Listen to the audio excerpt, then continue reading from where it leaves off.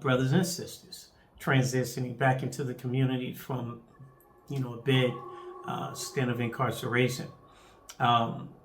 We were discussing some of the resources that may not be available for that population coming out, but it's challenging. And it's also frustrating because we know that it's a system designed to keep people in place.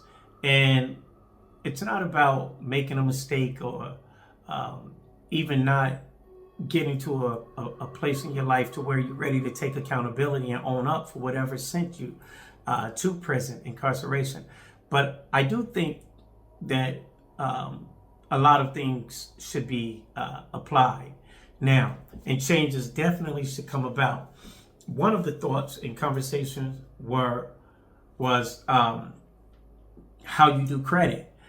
Well, they allow you to, they say, after 7 years, certain things should fall off of your credit report. Why doesn't that apply to coming home from incarceration? If you've not been in any troubles, if you haven't had any additional infractions from the time of your previous, then why can't you gain full citizenship coming home? Why is that? Because again, it's a system. And that system is designed to not allow you to progress. We're dealing with that. I don't think there's enough fight to restore the rights. I don't think there's enough of us that have been down that road. And sure, there's a lot of organizations that deals with prison re-entry. And I'm looking to connect to some. And I need to get to the website so that I can be probably more active. But from where I stand, one of the jewels that I think could be helpful is the same way that credit is done. Allow a person to regain their full rights if they've demonstrated that you are no longer that person and you are ready to apply yourself into being better and making society a better place as well as your own life. So it only keeps us out. It keeps us disenfranchised. It keeps us segregated into a pot of third-class citizenship, because that tag and that word label felon closes so many doors. And those sanctions that they're called prevent you from going into job number one, job number two, and it's a wealth. And for each crime committed, there was 100 to 1,000 sanctions or jobs that you are ineligible for based off that particular crime. What a system.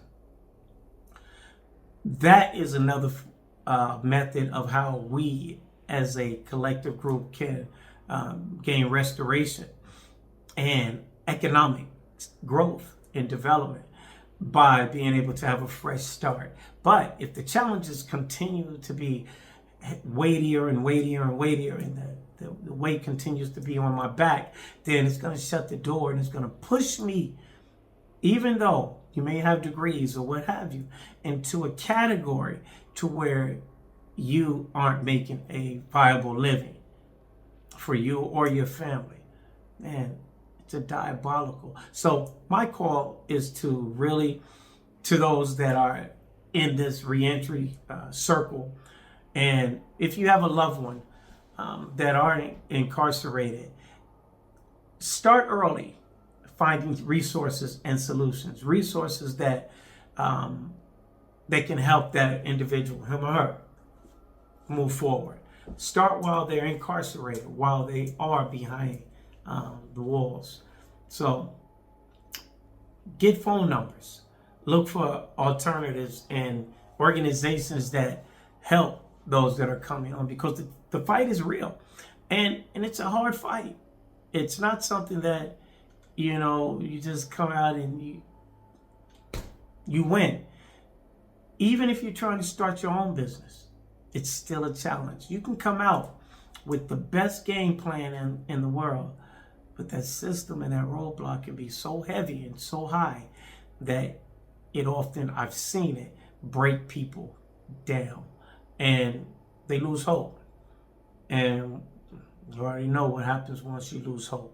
So how do we get to a better place for even those men and women? Because I'm about restoration. And again, it's all about how do I break that cycle so that I can get to a place of achievement, accomplishment, self-worth, self-respect, so that I can pass these traits down and these values and these principles down to my son, my daughter, and even people that I'm associated with. Let me bring something positive to the table, because I've now learned how to find the jewels that I possess, and I can pass them on to someone else. So your take is, be hopeful today. Help those that might be transitioning in a more difficult state right now. Uplift them. Uplift your brother. Uplift your sister. Get to a place to where we can actually start looking at how do I remove all of the barriers and get to that place. Innocence of a child. Let's get back to a place to where you can find that growth and determination so that you can be the winner that you were called to be.